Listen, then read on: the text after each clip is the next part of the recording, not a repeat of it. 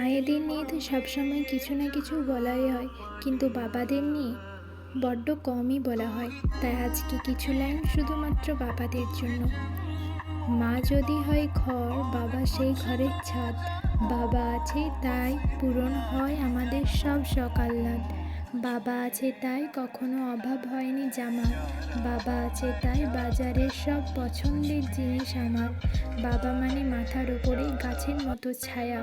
বাবা মানে ভালোবাসা, স্নেহ আর মায়া।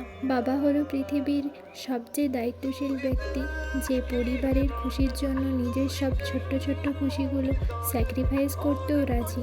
বাবা হলো সেই ছাদ যার জন্য গায়ে লাগেনি ঝড় বৃষ্টি রোদের তাপ। বাবা আমার প্রোটেক্টর, সাপোর্টার, এনকারেজার, টিচার, আমার লাইফ লাইন, আমার ভরসা, সাহস, মোটিভেটর।